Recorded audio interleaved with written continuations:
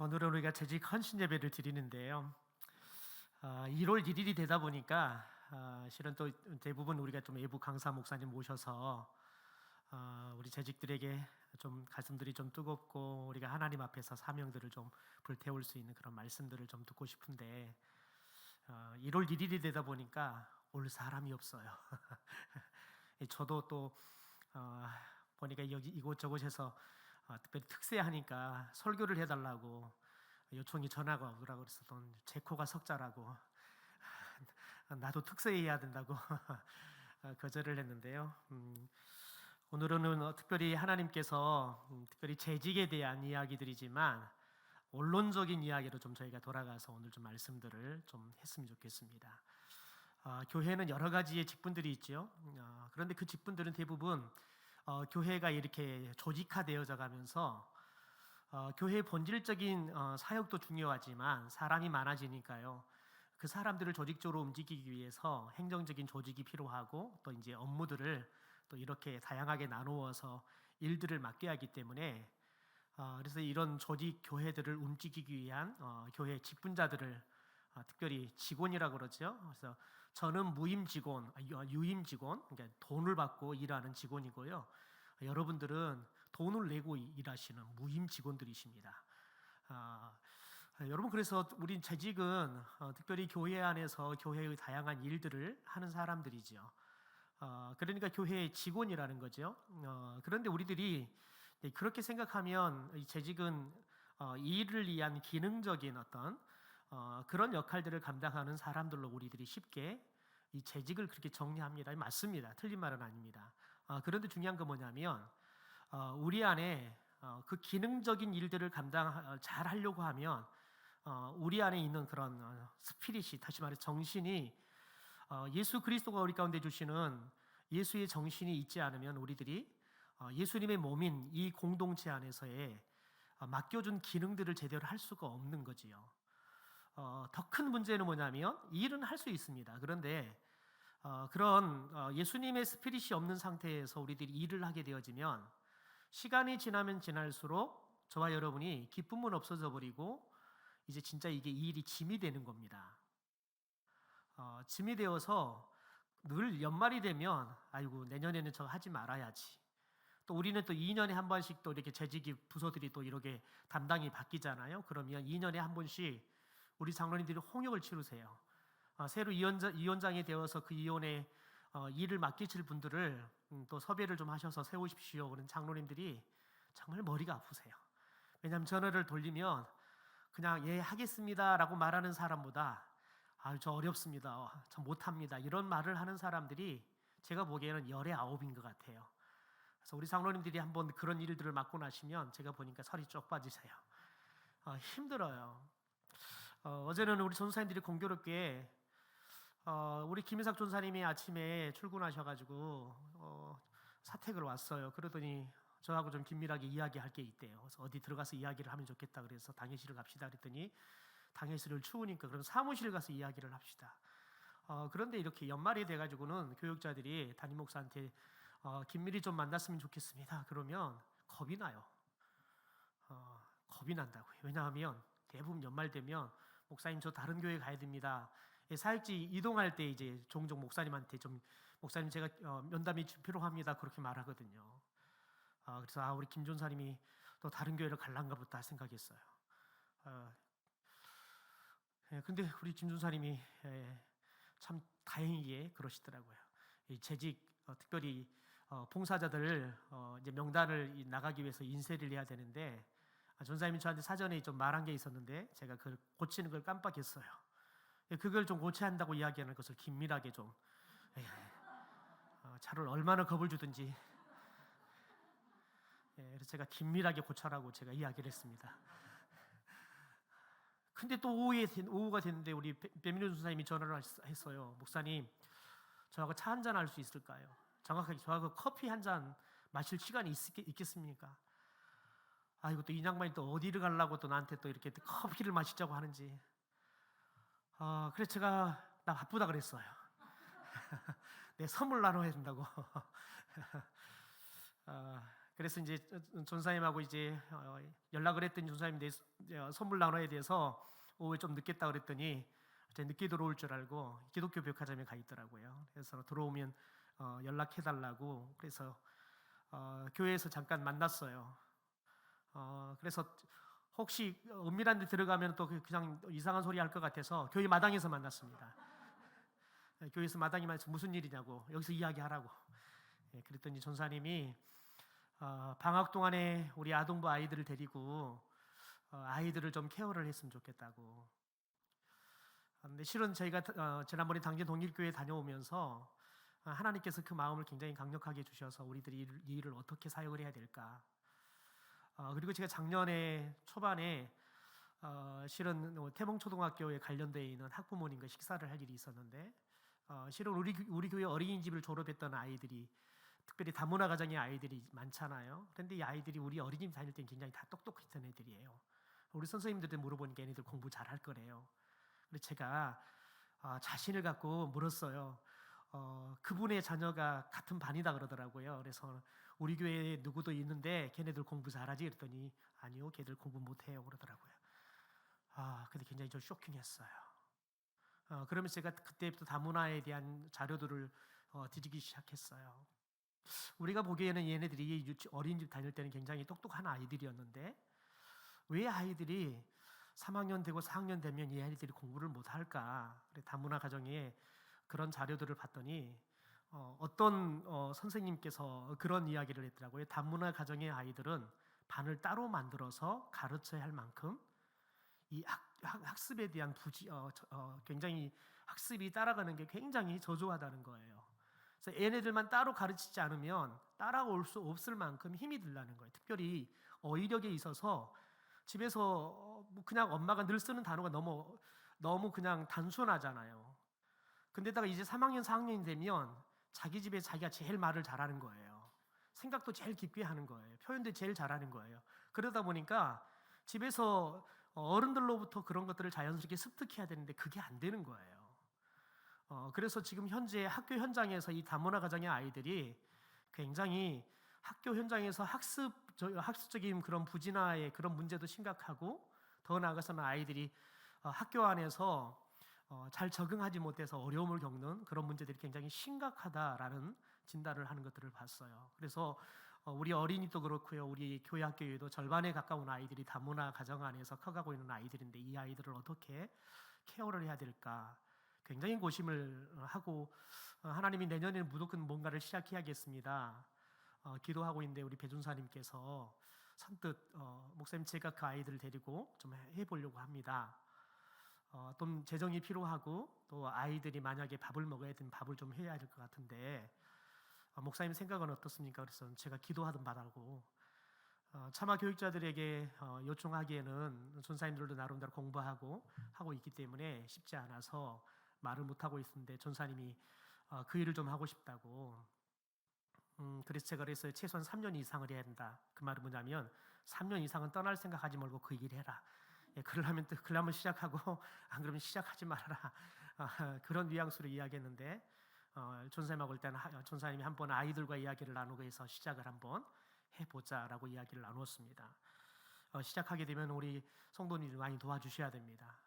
그래야지 우리 아이들이 교회는 물론이고 이 아이들이 세상 밖에서도 여러분 하나님이 이 아이들을 호랑이 같은 사람들로 주셨는데 이 아이들이 세상 밖에서 고양이보다 못한 아이들이 되면 되겠습니까? 우리 교회가 이 아이들을 교회에서도 호랑이같이 그렇게 힘을 쓸 수 있는 사람들이지만 세상 속에서도 하나님의 나라의 사자와 같은 그런 여러분 위엄을 발휘할 수 있는 그런 아이들로 우리가 키워야 되지 않겠습니까?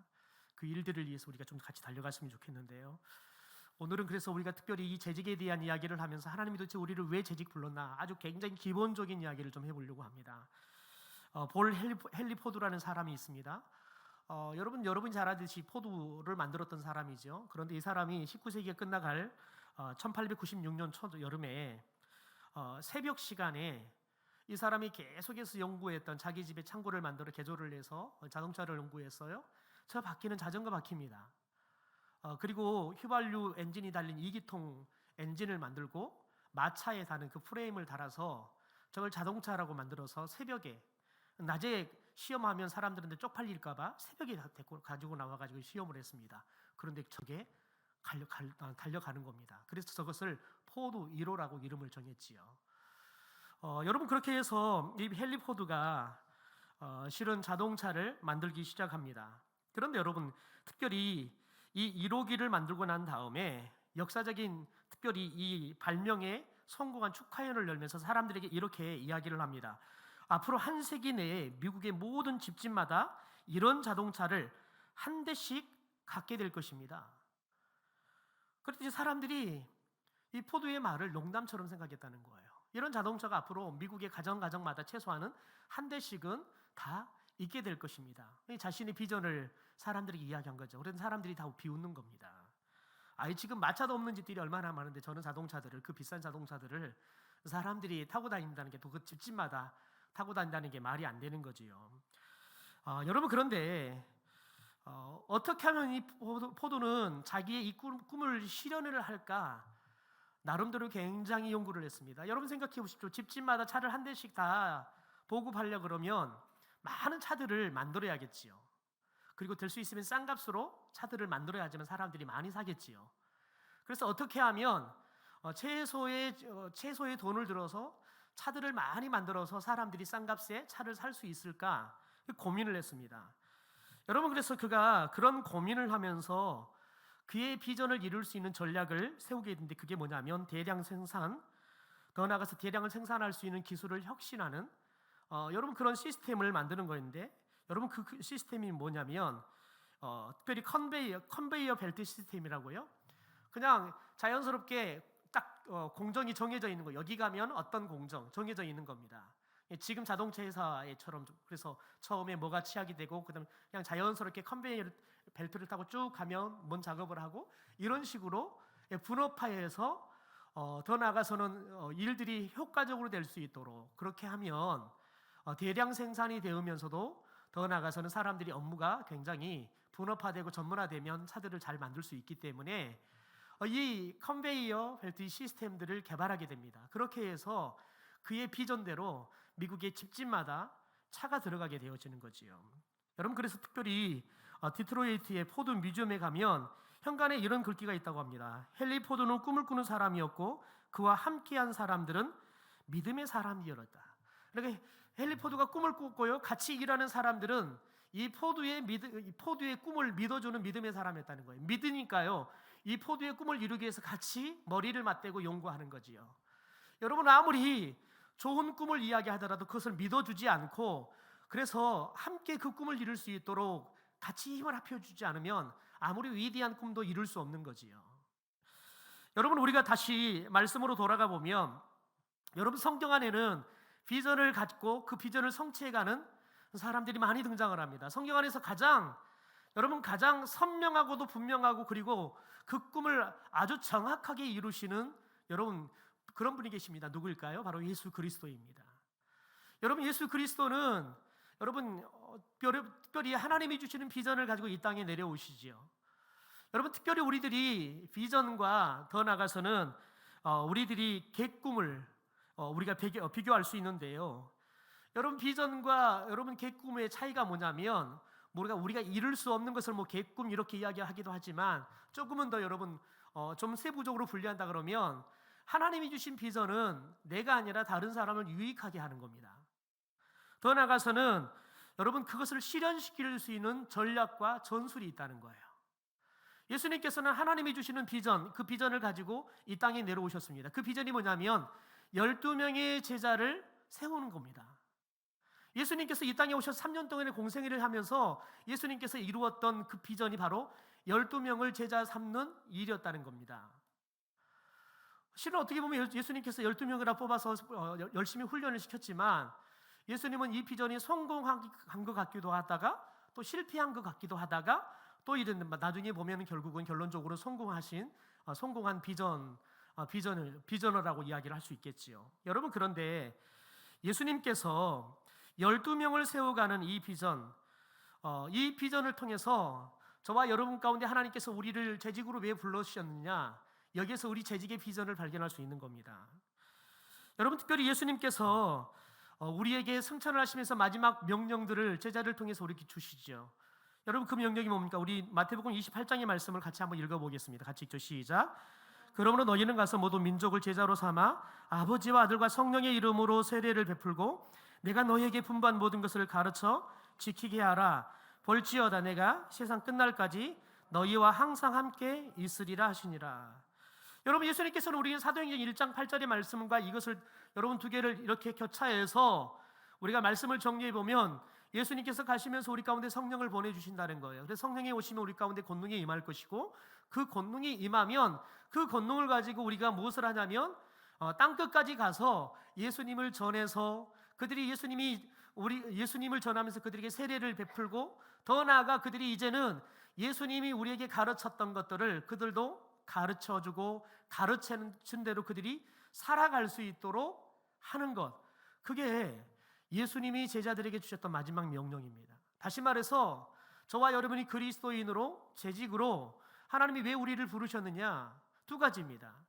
여러분, 예수님께서 이 마태복음 28장의 말씀을 주기 전에 3년 동안 제자들에게 하신 일이 뭡니까? 그분이 오셔서 하나님의 나라의 복음에 대해서 제자들에게 가르쳐 줍니다. 그리고 더 나아가서는 그들에게 어떻게 하면 그 복음대로 사는가를 직접 예수님께서는 말씀만 하신 게 아니라 삶으로도 보여주시고 가르쳐 주셨습니다. 그래서 제자들이 예수님과 직접 살아가면서 예수님을 보고 예수님이 가르쳐줬던 그 말씀대로 살아가는, 어떻게 사는지에 대해서 보여주는 것들을 제자들이 보면서 배우게 되어지죠. 여러분, 그런데 예수님께서 이 땅에 있는 동안은 제자들은 그 예수님의 가르침까지는 받았는데 예수님께서 가르쳐주는 대로 살지는 못했던 것 같습니다. 너희들이 깨워서 기도해라 그러지만 예수님이 그렇게 말하지만 제자들은 피곤해서 깨어 기도하지 못하고 오히려 자지요. 예수님이 한시도 깨워서 기도할 수 없느냐 답답해서 제자들을 책망하지만 그 책망을 듣고도 또 잠듭니다. 그게 우리가 갖고 있는 인간의 육체의 연약함이지요. 여러분, 그래서 우리들이 그런 연약함 때문에 예수님이 가르쳐주는 말씀대로 우리가 살 수 없는 우리 한계 상황들을 발견하게 됩니다. 그래서 예수님이 이 땅에 있는 동안에는 제자들이 예수님의 말씀을 잘 가르침은 받지만 정작 그들이 그 가르침대로 사는 데는 실패합니다. 나중에는 심지어 예수님을 배반하고 예수님을 저주까지 하고 도망가는 베드로 같은 제자가 등장하게 되죠. 나중에는 그가 예수님을 은 30을 팔아버리고 그걸 잘못했다는 깨닫지만 그가 회개하기는커녕 오히려 그가 자살해서 자신의 하나님 주신 생명들을 귀하게 여기지 않고 죽어버리는 그런 제자도 나오지 않습니까? 그런 걸 보면 예수님이 제자들에게 실은 말씀을 가르쳐서 그들이 그 말씀대로 그들이 살아갈 수 있게 하는 그런 제자를 삼는 사역이 실패하는 것처럼 보였습니다. 그러나 여러분, 예수님께서 제자들에게 마지막 가시면 내가 가고 나를 대신해 너에게 성령을 보내줄 것이다. 그러면 성령이 오시면 너에게 권능이 임할 것이고 너희들이 내가 했던 일을 할 것이고 나보다 더 큰 일을 하게 될 것이다 라고 이야기를 합니다. 그런데 예수님의 그 말씀대로 진짜 예수님이 올라간 이후에 제자들이 예수님이 가르쳐준 대로 그들이 기도합니다.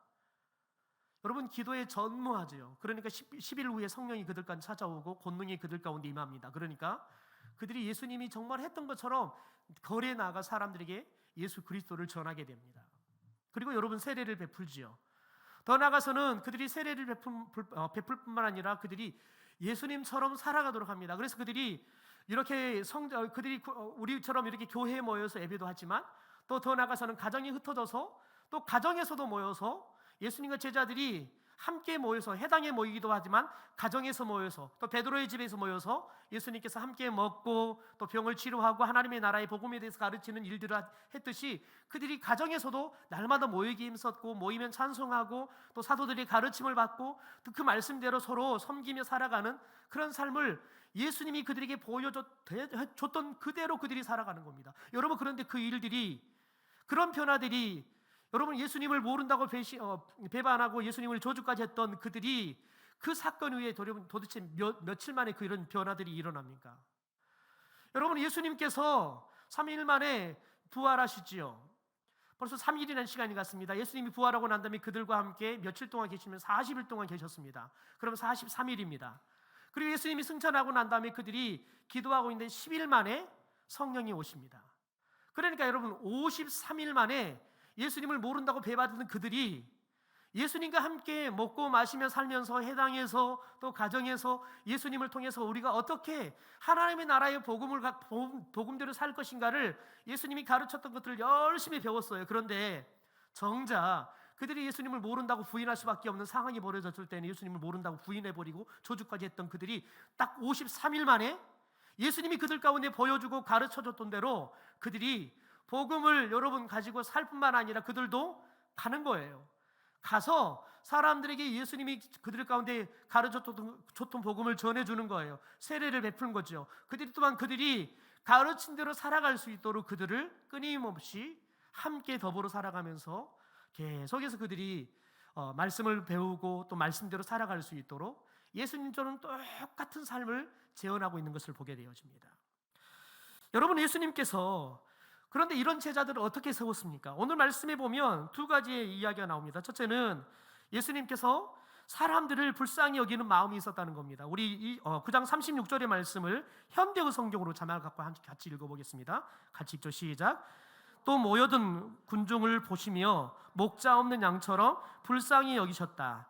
그들이 가지고 있는 문제는 너무나도 큰데 그들은 그것을 어떻게 해야 할지, 어디에 가서 도움을 받아야 할지도 모르는 가엾은 백성들이었기 때문이었다. 여러분 보십시오. 예수님께서 이들을 사람들을 보는데 목자 없는 양처럼 불쌍히 여겼다라고 이야기해요. 여러분 여기서 불쌍히 여기다 컴패션을 말하는 겁니다. 컴패션. 불쌍히 여겼다라고 이야기를 해요. 여러분 그런데 불쌍히 여겼다는 건 마음만 불쌍히 여겼다는 건 뭐냐는 게 아니라 저들의 지금 힘든 형편들이 나도 그냥 같이 어렵게 마음으로 느끼고 몸으로 느끼는 거예요. 저들이 얼마나 아파하고 고통스러워할지 여러분 그것들이 깨달아지는 거예요. 그게 컴패션이에요. 그냥 아이고 안 됐다 정도가 아니라 저들의 아픔이 그냥 구구절절 그냥 가슴으로 몸으로 느껴지는 거지요. 여러분 그게 컴패션이라고요. 여러분 사람은 그냥 생각이 아니라 온몸으로 저 사람의 아픔에 대해서 때론 저 사람의 기쁨에 대해서 우리들이 같이 공감할 수 있잖아요. 그러면 실은 그 사람의 필요한 액션이 나올 수 있는 거예요. 여러분 그러니까 예수님께서 그들을 불쌍히 여기는 마음을 갖게 돼요. 여러분 그런데 생각해 봅시다. 이들이 목자 없는 양 같은 상태가 된 모습들이 어떤 모습이었습니까? 우리는 특별히 그 전의 말씀을 보면 여러분 이들이 병들었습니다. 약했습니다. 그래서 예수님이 그들이 모든 병들과 모든 약한 것들을 다 치료했다라고 이야기합니다. 그런데 여러분 그들이 예수님을 만나기 전에는 그들의 이 모든 병들을 약한 것들을 어떻게 해결해야 될지 누구를 찾아가야 될지 알 수가 없었다는 거예요. 왜냐하면 찾아가도 해결해 줄 수 있는 사람이 없는 거예요. 그래서 마치 목자가 없는 양처럼 그들이 어디로 가야 될지 도대체 누구에게 자신의 이 문제들을 해결을 받을지 알 수가 없어서 예수님께 오는 거지요. 그래서 예수님이 그들을 불쌍히 여기는 마음을 갖고 살았다는 겁니다. 우리 마태복음 10장 1절의 말씀을 좀 같이 한번 읽어볼까요? 같이 읽죠. 시작. 예수께서 그 12제자를 부르사 더러운 귀신을 쫓아내며 모든 병과 모든 약한 것을 고치는 권능을 주시니라. 여러분 놀라운 것은 뭐냐면 예수님께서 이런 제자들에게 나중에 그들을 부르셔서 예수님께서 병들고 약한 사람들을 직접 찾아가 주셔서 그들의 문제를 해결해 주시듯이 제자들을 둘씩 짝을 지어서 보내면서 너희들도 내가 했던 것처럼 가서 그들을 치료해주고 귀신을 쫓아주고 그들에게 하나님의 나라의 복음을 전하는 일들을 합니다. 여러분 그런데 예수님께서 제자들을 보내면서 전제가 뭐냐면 오늘 10장 1절에 말하는 것처럼 12제자를 부르시고 그들에게 더러운 귀신을 쫓아낼 수 있는 권능을 주십니다. 모든 병과 모든 약한 것들을 고치는 권능을 주시고 그들을 보내셨다는 거예요. 여러분 예수님께서는 우리를 부르시고 이 일을 맡기실 때 그냥 우리에게 야 너 알아서 잘 해봐 라고 말하지 않는다는 거예요. 예수님은 저와 여러분에게 맡기면 그 맡긴 일들을 잘 감당할 수 있도록 힘과 능력을 주실 줄 믿습니다. 그래서 저와 여러분이 하나님 저에게 재직되게 하셨으면 이 일을 감당할 수 있도록 하나님 힘 주십시오. 하나님이 저의 삶을 복주지 않으면 그래 제가 저의 삶에 그냥 모든 시간을 뺏기고 때로는 내 건강 때문에 그냥 나 혼자 몸을 건사하는 것도 어려우면 제가 이 직분을 감당할 수 없습니다. 그럼 여러분 우리가 무엇을 구해야겠습니까? 감당할 수 있도록 힘을 달라고 건강을 달라고 시간을 달라고 기도하는 거예요. 어떤 분이 그런 말씀하세요. 목사님, 저는요 저희 남편이 안 믿거든요. 그래서 퇴근하고 오면 제가 밥하고 기다리고 있어야 돼요. 제가 교회 오면요 남편이 싫어해요. 그래서 굉장히 예배를 드리고 나면 싸움이 나요. 그래서 그분은 저녁 예배를 못 나온다는 거예요. 지혜로운 거지요. 와서 예배 드리고 가서 또 싸우는 것보다는 나을 수 있어요. 여러분, 그런데 그 상태를 그냥 그대로 둬버리면 여러분 그 사람 믿음이 없는 사람인 거예요. 그게 핑계일 뿐이에요. 여러분, 최소한 그럼 어떻게 하겠습니까? 하나님, 수요일 저녁이 되면 나도 예배할 수 있도록 우리 남편에게 믿음을 주십시오. 최소한 우리 남편이 저한테 아니, 당신 수요일 저녁에 예배 드리러 가야 되잖아. 그러니까 그냥 밥만 해놓고 가. 그럼 내가 알아서 차려 먹을게. 이렇게라도 우리 남편이 변하게 도와주십시오. 기도해야 되지 않겠습니까? 기도하니커녕 오히려 그냥 그걸 즐기는 거예요. 여러분, 그러면 안 믿는 남편과 차이가 뭐가 있습니까? 차이가 없는 거예요. 아무런 차이가 없는 거예요. 여러분, 하나님은 우리에게 믿음도 주시고 직분도 주시지만, 여러분, 하나님께서는 우리에게 믿음도 주시고 직분을 주시는데 중요한 것은 뭐냐면 그냥 믿음은 갖고 있는 것이라고 직분은 갖고 있는 걸로 주는 게 아니라, 여러분, 믿음은 반드시 역사가 일어납니다. 직분은 반드시 일을 하게 하십니다. 그런데 여러분, 이 역사나 이 일은 다 하나님이 힘과 은혜를 줄 때 일어나는 겁니다. 그래서 저와 여러분이 직분을 감당하기 위해서 뭐 해야 합니까? 제자들에게도 귀신을 내어 쫓고 약한 병들을 쫓아낼 수 있는, 고칠 수 있는 능력을 줬듯이 하나님, 우리가 직분을 감당할 수 있는 힘과 능력을 주십시오. 사람이 필요하다면 사람을 붙여주십시오. 여러분, 기도하면 하나님께서 반드시 주실 줄 믿습니다. 여러분, 그런데 그런 기도가 언제 나옵니까? 여러분, 우리들이 예수님처럼 사람을 볼 때 사람이 불쌍히 여기는 마음이 우리 안에 있어야 한다는 거예요. 여러분, 우리들이 다시 한번 원초적으로 돌아가서 하나님께서 우리를 왜 부르셨습니까? 우리를 왜 그리스도인 되게 하고 왜 재직이 되게 하셨습니까? 너 양육위원회 맡아서 양육시키는 일을 해. 또 너 예배위원회 맡아서 예배에 관련된 일을 해. 관리위원회 맡아서 열심히 시설을 관리하고 해. 여러분, 왜 그러면 우리가 시설을 관리하고 여러분이 예배를 왜 준비합니까? 이유는 딱 하나입니다. 영혼을 살리고 그 영혼들이 죽게 돌아와서 하나님 앞에 온전한 제자가 되도록 하기 위해서 필요하니까 하는 거예요. 그런데 여러분, 그 핵심은 뭐예요? 죽어가는 영혼을 살리는 거예요. 그들을 예수님처럼 예수의 제자로 세워서 그들도 예수님의 말씀을 가르침받고 그대로 살게 하는 거예요. 또 예수님처럼 그들도 가서 예수님을 전하고 또 전하는 대로 가르쳐서 살게 하는, 그 삶을 살게 하기 위해서 이 모든 게 필요한 거예요. 그러니까 여러분, 하나님께서는 우리를 재직을 왜 불렀느냐? 예수님이 하셨던 12제자를 예수님께서 제자로 삼아서 또 그들에게 가서 또 다른 제자를 삼는 일들을 하게 하기 위해서 부르셨다는 거예요. 여러분, 그런데 다른 모든 것들은, 이혼의 일들은 아주 부차적인 거라는 거예요. 이 본질적인 일을 위해서 필요하니까 하나님께서 그걸 하라는 거지, 이걸 하려고 하다가 정작 이걸 안 해버리면 문제가 돼버리는 거지요. 그래서 전도에 굉장히 열심을 내는 부산에 있는 세기르교 같은 경우는 찬양대가 하다 그냥 뭐 찬양된다, 이거 안 된다, 저거 안 된다, 그냥 찬양대 없애버렸어요. 찬양대 하지 말고 그냥 찬양단 몇 명만 세워가지고 찬양하고, 다 우리는 영혼 살리는 일들에 주일날 되면 다 가서 전도하고, 전도한 사람 데리고 와서 함께 예배하고, 예배 끝나고는 그들과 함께 같이 도시락을 까먹고 같이 교제하고 또 같이 또 말씀을 나누고 또 삶을 같이 세워가는 일들을 하라고 다 없애버렸어요. 그러니까 여러분, 1년이면 800명, 900명이 새로 예수를 믿고 세례를 받는 교회가 된 거예요. 여러분, 그것은 우리 교회보다 훨씬 더 못한 데예요. 종점에서 처음에는 20분, 30분 걸어가야지만 갈 수 있는 시골 교회. 목사님이 처음 부임하셨을 때 교회가 20명, 30명도 안 되는 조그마한 교회였어요. 여러분, 그런데 지금은 몇 천 명이 모이는 교회가 됐어요. 왜냐하면 본질을 잃어버리지 않았기 때문에 그렇습니다. 그런데 우리는 주객이 전도돼가지고 본질은 잃어버리고 비본질적인 일에 우리들이 올인하고 있고, 이걸 잘하니 못하네, 일할 사람이 있네 없네, 우리는 이 싸움하고 있다고요. 아무런 의미가 없는 싸움들을 하고 있다고요. 여러분, 그러므로 저와 여러분이 예수님이 영혼들을 불쌍히 여기는 그 마음을 품는 게 우리가 재직으로서 하나님 앞에서 그 부름의 사명을 감당하는 가장 중요한 기본 중에 기본인 줄 믿습니다. 그래서 저와 여러분, 뭘 구해합니까? 하나님, 영혼을 불쌍히 여기는 마음을 주십시오. 예수님처럼 목자가 없는 양처럼 보이게 하셔서 목자 되신 예수님을 저에게 소개해주고, 그래서 제가 예수님을 만남으로 목자가 없는 양이 아니라 목자 대신 예수님과 함께 동행하면서 예수님의 가르침을 받고 그 예수님의 가르침대로 살게 되어지는 예수님의 제자로 세워진 일들이 주님 저를 통해서 일어나게 하옵소서. 이게 저와 여러분의 가장 기본인 기도의 제목이 되기를 주님의 이름으로 축원합니다. 여러분, 두 번째는 예수님은 12제자에게 하나님의 나라의 복음을 선포하고 가르쳤다는 겁니다. 여러분, 그런데 12제자를 소그룹으로 이들을 훈련시키면서, 그래서 이들이 복음을 선포하고 가르치는 일을 맡길 때 훈련을 시키는데 예수님의 전략은 뭐였냐면 그들과 함께 하는 거예요. 그리고 그들과 기도하는 거예요. 여러분, 말씀을 가르치는데 예수님께서는 그들에게 말씀을 어떻게 하면 탁월하게 가르칠까 이게 하는 게 아니라 그들과 함께 하는 거예요. 같이 먹고 같이 자고 같이 하는 거예요. 여러분, 베드로의 장모가 아프니까 예수님 베드로의 장모의 집에 들어가서 베드로의 장모를 치료해줘요.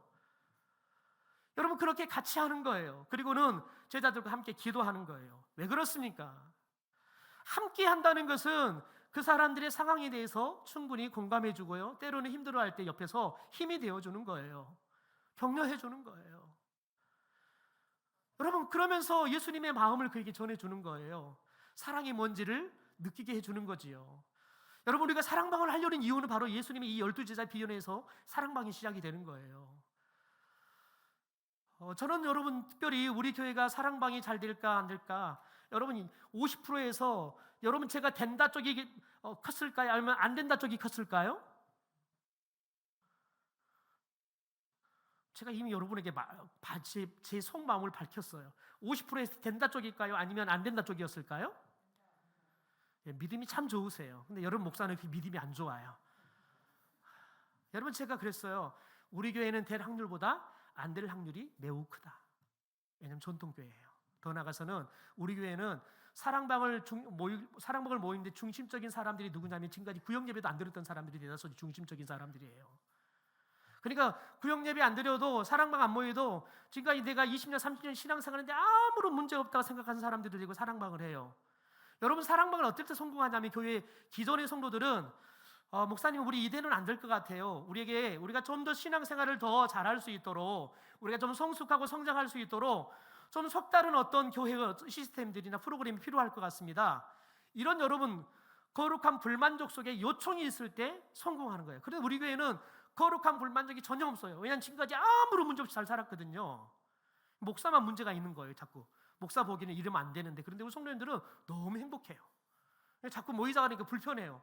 야, 이 시간에 근데 드라마 봐야 되는데, 아니 목사님 나오라 그러네. 이 시간이면 나 지금 집에서 자야 되는데 나오라 그러네. 참 불편한 거예요. 여러분, 그런데 우리 몸이 편하잖아요. 그러면 우리 영혼이 죽어요. 교회가 편하잖아요. 교회 불이 켜지지 않잖아요. 그러면 교회 성도들은 절대 영적으로 성장하지 못하고요, 교인들은 죽어가요. 여러분, 교회가 기도 소리가 나오지 않고 하나님의 말씀을 가르치고 말씀을 나누면서 서로 사랑으로 그냥 똘똘 뭉치고 그러면 그 교회는 살아나지만, 교회가 여러분 절간간처럼 하잖아요. 그러면 진짜 절간이 돼버려요. 여러분, 어제 보니까 저는 막 이것저것 너무 바빠가지고 윷놀이를 못 갔어요. 나중에 보니까 우리 유건이가 아주 VVIP를 했다면서요. 여러분, 그 모습을 보는 게 얼마나 행복했겠어요. 그걸 못 본 게 너무, 어제는 그게 그냥 내 2020년에 가장 정점을 딱 찍을 수 있는 기가 막힌 순간이었는데 제가 그걸 못 봐서 너무 마음이 안타까웠어요. 다행히 우리 지난주에 우리 형건이 유아 세례 받으면 성경책 사줬거든요. 그런데 둘 다 열심히 보고 있어요. 그래서 우리 이성진 집사님이 걔들이 성경 보고 있는 거 찍어가지고 목사님 귀한 선물해 주셔가지고 우리 애들이 성경을 잘 읽고 있다고. 그것만 보는 것도 너무 행복해요. 여러분, 아이들이 성경책 선물이니까 성경 열심히 읽고 있는 거, 변화가 일어나는 거예요. 여러분, 저와 여러분이 사랑방을 할 이유는 뭐냐면 성도들이 함께 하자고요. 함께 해야지만 도대체 뭐가 어려운지 뭐가 좋은지 알아요. 그걸 알아야지 어려움이 있으면 내가 도와줄 게 있으면 도와주는 거지요. 여러분, 모르면 어려움이 있어도 못 도와준다니까요. 저는 우리 교회 성도들이, 여러분 우리 성도 집에 숟가락이 몇 개냐 젓가락이 몇 개냐 이거 몰라도 괜찮아요.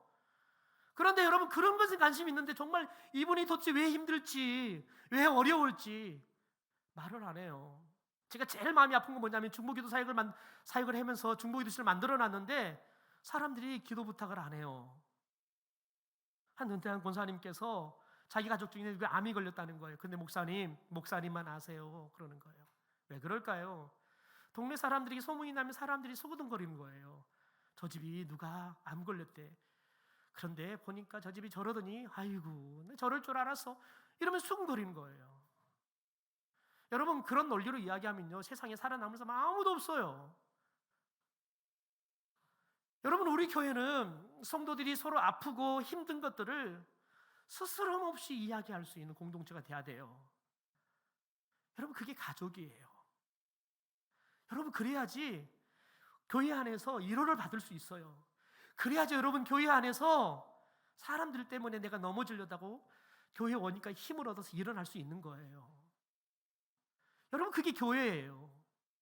여러분의 가족들은 이 땅에 기껏 해서 30년, 40년 같이 살다가 죽으면 끝이에요. 그러나 우리는 하나님의 나라 가서도 영원히 함께 살아야 할 영원한 가족이라고요. 저는 우리 성도들의 깊은 속 이야기들, 여러분, 이런 이야기들을 내가 사랑으로 섬겨주고 내가 옆에서 힘이 되어주고 기도해주기 위해서 알기로 원하는 성도들이 됐으면 좋겠어요. 버려야 돼요. 자꾸 수근거리려고 뭘 알려고 하지 마세요. 이것은 버려야 돼요. 우리는 우리 성도들이 관심을 갖는 이유는 딱 한 가지예요. 내가 도울 일이 없을까? 내가 힘이 될 일은 없을까? 내가 저를 위해서 뭘 기도해 줄까? 이것을 위해서 저와 여러분이 관심을 갖고 알기를 원하는 그런 성도들, 그런 교회가 되기를 소망합니다. 그래서 우리 교회가 진짜 사랑방 그 말대로 여러분 사랑의 공동체가 됐으면 좋겠어요. 우리 재직들이 모이면 그냥 너무너무 사랑스러워서 웃고 그냥 행복하고요. 그냥 자꾸 보면 막 사주고 싶고 먹이고 싶고, 여러분 이런 교회가 돼야 되지 않겠습니까? 그래야 여러분 교회를 오면 사람이 반가워야죠. 교인들을 보면 그냥 안아주고 싶고 그냥 아무런 스스럼 없이 가서 안아주고 그냥 등 두드려주고, 여러분 이런 교회가 되지 않겠습니까? 우리 청년들 여러분 이제 예배를 제가 아이들 청년 예배 드리라고 실은 오후 예배를 없애는 이유는 우리 청년들을 살리기 위해서 그러는 거예요. 제가 청년 사역에 보니까요, 어른들을 예배 드리는데 꼽살이 꼈으면 청년부 절대 부응하지 않아요. 그냥 하라는 거예요. 청년부 자체 하라는 거예요. 제 소망은 우리 청년들 그냥 너희들이 예배 시간에 너희들이 헌금해서 해. 교회에서 하나도 안 도와줄 거니 너희들이 해서 알아서 해. 여러분 그런 청년들은 다 살아요. 다 산다고요. 우리 전사님한테 제가 그렇게 이야기했어요. 우리 청년들 주일 일부 예배 헌금하지 말고 청년 예배 시간에 헌금해. 그리고 그 헌금 갖고 자체적으로 운영해. 근데 청년들이 부정적으로 생각한다는 거예요. 여러분 기사해 보세요. 제가 우리 청년들 헌금을 한번 뒤져봤어요. 우리 청년들이 헌금 얼마나 한가. 우리 교회에서 청년들 지금 450만 원 정도 지원하거든요. 이번에 추경이 한 70만 원 더 지원했어요. 기껏 해봤자 여러분 그 돈 해봤자 600도 안 돼요. 그런데 우리 청년들 지금 헌금한 거 따져보니까 한 채에서 봉이 한 700, 800은 나오겠더라고요. 교회에서 여러분 안 되지만 청년들 헌금을 더 해요. 왜냐하면 자기들이 직접 헌금을 가지고 자기들이 쓰기 시작하잖아요. 그러면 의미 있게 헌금을 쓰기 시작하면 청년들이 헌금을 더 해요. 헌금을 더 하기 위해서 하나님 앞에 기도해요. 하나님 저에게 축복해 주십시오. 여러분 그러면 청년들은 살아요. 그런데 그냥 어른들 틈 사이에 청년들을 여전히 어린아이처럼 교회에서 도와주고 키워주고 자꾸 그러잖아요. 그러면 청년들은 죽어요. 여전히 아이처럼 자리 못하고 여전히 그냥 어른들에게 그냥 빌부터 살아가는 그런 어린 영적 유아들처럼 살다가 끝나버려요. 우리 청년들이 정말 성인이 됐으면 좋겠어요. 영적 사자들이 됐으면 좋겠어요. 세상을 호령하고 세상을 변화시켜가는 변혁의 주체로 살아가는 그런 귀한 청년들이 됐으면 좋겠어요. 그런 믿음을 갖게 되기를 소망합니다. 저는 별로 산수를 못해요. 그런데 그건 잘해요. 헌금 계산은 잘해요. 여러분 우리 청년들을 보면 자꾸 뭘 시켜먹으려고 하지 마세요. 청년들 보면 여러분 짜장면이라도 사주려고 하고, 청년들 보면 피자라도 사주려고 하고요. 여러분 그래야지 청년들이 교회 오려고 그래요. 청년만 보면 야 이것 좀 들어라. 여러분 그러면 청년들이 교회 오면 맨날 일만 시켜 먹으려고 그래. 야 그러면 당장 이제 청년들 뭘 시키려고 저럴까. 여러분 그러면 그 청년들은 그 교회를 절대 사랑하지 않아요. 여러분 저희 교회는 다음 세대들이 왕처럼 대접받는 그런 교회가 돼야 돼요. 여러분 그러면 저 아이들이 커서요 여러분을 왕처럼 대접해요. 여러분이 저 아이들을 잘 섬기고 잘 도와주잖아요. 그럼 저 아이들이 힘이 생기고 우리가 힘 떨어지잖아요. 그러면 저 아이들이 우리가 보여주고 가르쳐줄 때는 우리를 여러분 섬긴다니까요. 저는 우리 교회 안에 그런 거룩한 운동들이 일어났으면 좋겠어요. 여러분, 우리들이 오늘 말씀을 통해서 우리가 재직에서 일하기 전에 도대체 왜 우리에게 이런 일들이 필요하고 교회가 왜 이런 일들을 해야 될까? 기억합시다. 영혼을 살리고 예수님처럼 거룩한 무리들, 예수의 제자들을, 저와 여러분이 예수의 제자들을 세워서 또 그들이 제자를 낳는 제자를 세워가는 이 일을 위해서 저와 여러분이 재직으로 부름받은 줄 믿습니다. 여러분, 그래서 저와 여러분이 꿈을 꿔야 돼. 하나님, 저에게도 12명의 제자를 주십시오. 저는 주님보다 더 큰 일하기 원합니다. 주님은 한 명 실패했지만 저는 한 명도 실패하지 않고 12명의 제자를 정말 좋은 제자들로 세워갈 수 있도록 저에게 은혜를 주십시오. 여러분, 여의도 순명교회가 부흥할 수 있었던 이유는 뭐냐면 구역장을 맡길 때 빨간 가방 하나 돌려주고요. 그들 가운데 구역은 주지 않았어요. 저 아파트 새로 지어지는데, 자, 집사님이 저 아파트 맡으세요. 그러면 자기가 그 아파트 가서 전도하고 가서 구역을 세우는 거예요. 여러분, 그렇게 해서 여의도 순명교회가 70만이 넘는 세계 제일 큰 교회가 된 거예요. 여러분, 놀라운 거 뭐냐면 그렇게 여러분 야성적인 믿음으로 키우니까요, 성도들이 야성적인 믿음을 갖고 살아가더라고요. 저는 우리 교회가 여러분 늘 의존하고 누가 도와주지 않으면 할 수 없는 유약한 존재들이 아니라 저와 여러분이 예수님처럼 우리들이 영혼을 어떻게 하면 살릴 것인가, 사람을 보면 그 영혼이 보이고 그 영혼을 보면 불쌍히 여기는 여러분 컴패션의 마음이 품어지는 성도들이 되기를 소망합니다. 그래서 저와 여러분이 서로를 돌아보주고 서로를 늘 격려해주고 칭찬해주는 그런 공동체를 통해서 저와 여러분이 12명의 제자를 세워서 그들이 또 제자를 세워가는 그런 영광스러운 예수님의 비전이 저와 여러분의 비전이 되기를 주님의 이름으로 축원합니다.